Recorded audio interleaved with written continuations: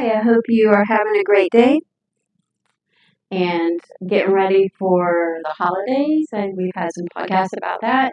And knowing that you guys are probably very busy, so thank you for taking time to listen to the podcast in these moments because I know holidays are busy times, right? Um, but today we're going to go ahead and get started first on these again because I don't really know how long it's going to take. And you know how fancy we are, so this is basically just Grand's out of the can biscuits. I like to have a few of them ready because we're a short podcast, so that's the reason why we have a lot of it prepared. And so this is my fancy rolling pin because I wasn't prepared enough to remember to bring my rolling pin. And so basically, I'm just taking and flattening out these beautiful biscuits. And everybody, like, first of all, I love to make homemade biscuits, but these are just so quick and so easy. And it's kind of goes. Very tasty, yeah. Yes, they are actually. I love biscuits. I love biscuits of any kind. Especially love them with like butter and Karo syrup. So my fancy packaging here, I just put that cheese there, and then I'm just going to, actually I should have put it on, but that's okay. We'll do it like that. And then we're going to take this here, and we're going to lay this paper on top of it, use our fancy dancy rolling pin again, and then we just roll that cheese in there, and this one's going to have a lot of cheese, so I'll make my husband eat that one. And then we just kind of seal that cheese inside those two layers of bread. Yum. That one's going to be really cheesy. I'm going to pinch this on the end because I put a lot of cheese. And then we're going to take our fancy pizza sauce. And it says just take it and spread it on the top. Now, I personally am not fond of a lot of sauce on my stuff. I like just barely some in there to have some flavor, but I'm not big on a lot, right? Actually, when I order my pizza, a lot of times I literally like to order it without sauce. I know that's weird, but I actually used to order it without cheese. So You can't have pizza without cheese. I did. I used to have pizza without cheese all the time. So that looks about yummy, right? And then it says that we take a little bit, and like I tell y'all, we don't practice this before. Very rare have I had whatever I've had cooked. But it says just to lay your pepperoni on there. Now, if you're a meat lover, would you put some bacon on too? I'm going, you know it. That's going on top of the cheese in there. What was I thinking? You know I'm going to, if it can take bacon, I'm going to. So. Well, sometimes meat lovers is better than, to have, like you said, the carbs and stuff, so it's got the protein that you need. Yes. Now, this, of course, has carbs, obviously, right? I guess you put more cheese on? I'm going to put a little cheese on the top so that it holds that bacon. Okay. It doesn't necessarily say to do that on the little clip I watched, but it's cheese, right? Yeah, I just crumble a little on the top. Just some cheese and bacon. That looks yummy. I would just a little bit? Yeah.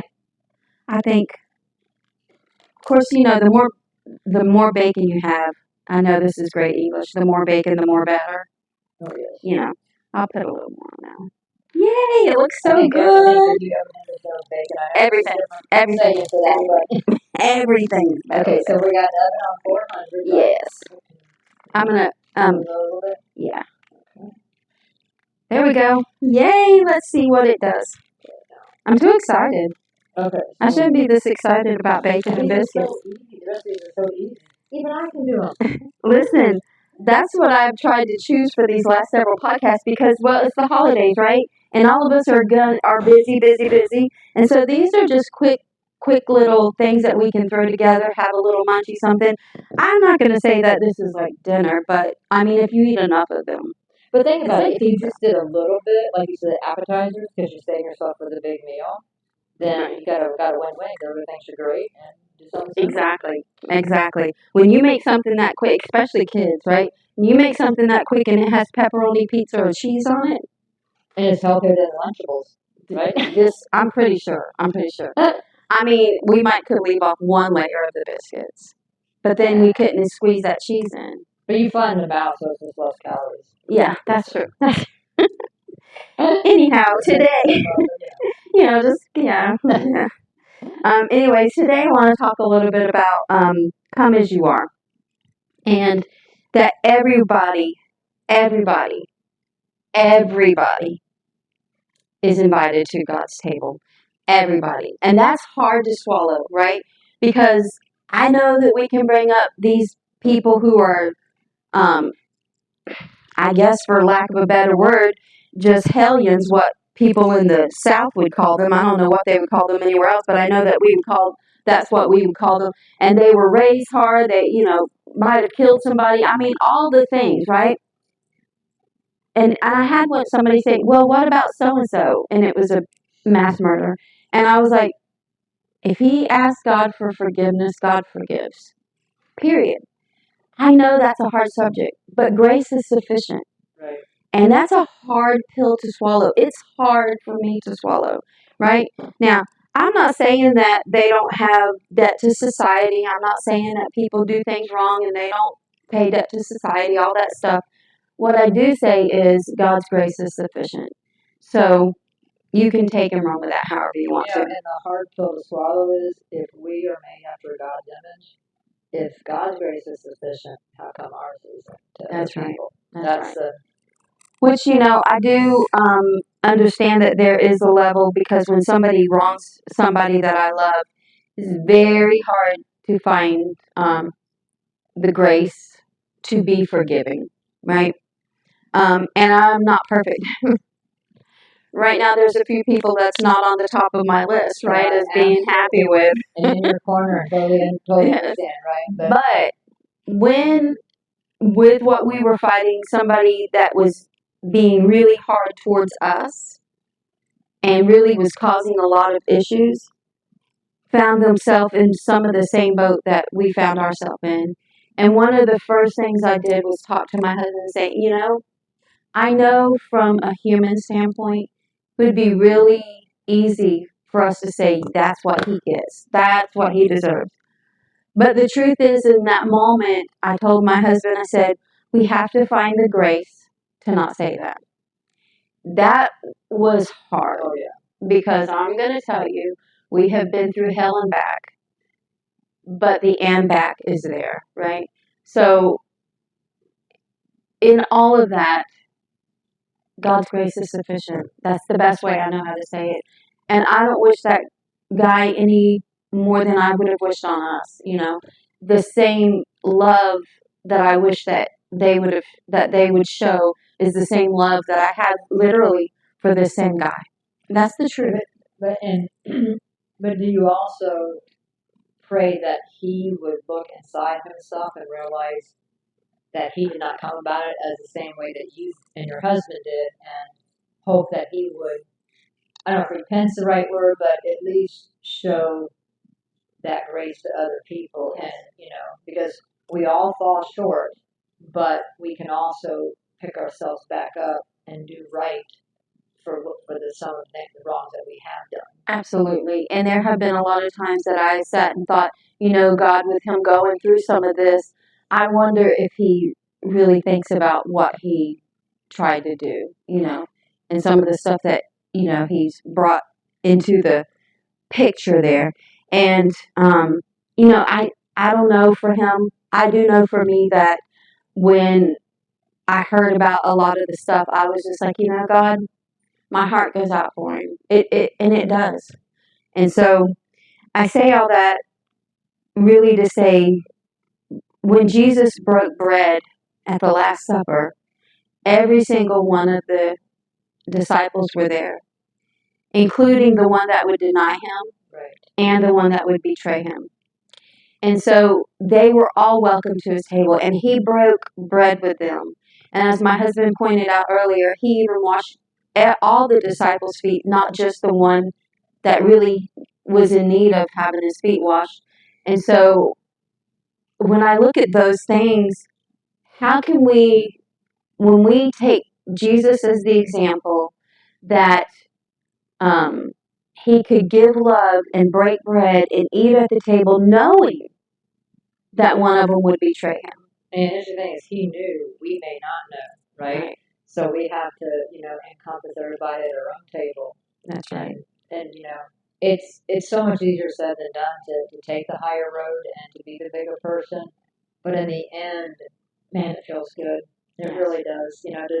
That's why I notice the Holy Spirit talks to me more, because it's like I wanted to be so mad about something, and all of a sudden his little voice go, but what happens after that? Look at how you just devastate the rest of the day, how you change the course, and then you're going to have to try to fix it, when if you listen to me right now, you're never going down that road. Right.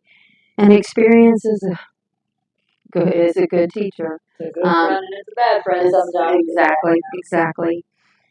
When we talk about bread and bread, I automatically too go to manna, right? And so we have the Israelites that doubted God, complained, they crossed the Red Sea, they were victorious on the other side, they get out, and all these things, and then they start complaining. They had cloud by day, fire by night, all of this stuff that they saw provision of God, and they still were very, I'm gonna take a peek real quick. They were very rebellious, I guess, and stubborn people. And so when we get in our minds that we can get rebellious and we can get stubborn and all of that, but when I look at the manna that fell from heaven, it didn't fall on just the just. It didn't fall on the ones that weren't being stubborn. It didn't fall on the ones that weren't being in doubt and fear and unbelief constantly. He fed every single person manna, right? So it wasn't based on men. It was based on mercy, right? Everybody got to eat off of God's manna that day. Everybody did. And then not only that, but of course they would have it for 6 days. They would get up and collect it every morning, right? And then before the Sabbath, they had to collect enough for 2 days, right? Which we'll go into another podcast the next time. But every morning, the bread was new. Every morning. Like his mercies. Just exactly. Which it will expound more later. But yes, every morning, and it wasn't contingent on what they did the day before, or what they did before getting out of bed, or what they did before preparing to collect manna. It fell on every single one of them. And so, truthfully, if we look at that, because listen, most of us, well, a lot of us don't eat around the breakfast table or dinner table or lunch table anymore, right? A lot of us are just doing whatever. But if we look at it the way that I was raised, when we all come to the table, first of all, we didn't all have cell phones. We didn't all have, well, none of us had cell phones because I'm that old. But we was at the table where we were a family. We were a unit, right? And we would talk about whatever, you know? And so we were privileged to be sitting at a table, if you want to look at it like that, because we were privileged to have that, because a lot of them don't have that today, right? I think it's sad. It's so sad. It really is sad. But understand, I'm not trying to get onto the way that things are now. I think I took that for granted looking back, because I came from a normal, mom and dad, kids sit at the table, have dinner, didn't wonder where the next meal was coming from. And in hindsight, you look at that and you realize not everybody had that. Back then or even now. No. So the privilege, we can all sit at God's table, figuratively and literally, but not everybody has the privilege of having the food or having the cohesive unit, family That's unit right. type of thing. And 2, I might have gotten in trouble that day, but it didn't keep me from at the dinner table. Now, that looks good. You can bring it out. Yeah, it looks yummy. I think it looks pretty good. Oh, I think I heard the angels sing. Yes. We'll find out in just a minute how well the angels are singing, whether they're singing or fleeing. We're not really sure yet. We'll let you know. Our audience back there will definitely be trying to. For sure. But if I got in trouble that day, it didn't keep me. Now, I do know that there are some family dynamics that said, hey, you go to your room without any supper. That I'm not saying I agree with that, quite honestly. So, with my point that I'm about to make is, in my family, we did not get denied supper because we were bad. We didn't have to sit in another room because we misbehaved that day and ate supper by ourselves. We weren't alienated because we got in trouble. Right. We were welcomed at the dinner table. We were reprimanded for what we did that got us in trouble when that happened, but we were invited to the table. So I don't care who you are, honestly. I don't care what you've done. It doesn't matter to me. It does matter to me in your, for you, I want you to be the best person you can be, right? Like we are. Don't ask my husband that, but But don't feel like you can't, like you've been so bad and so wrong that you can't come up to the Father's table. and if I'm sorry, I find that interesting too because we may have disappointed somebody in our earthly family or not come to that table, but God always embraces us, invites us to His table, and that's huge to remember because we are His children first and foremost, and that is the biggest blessing to have.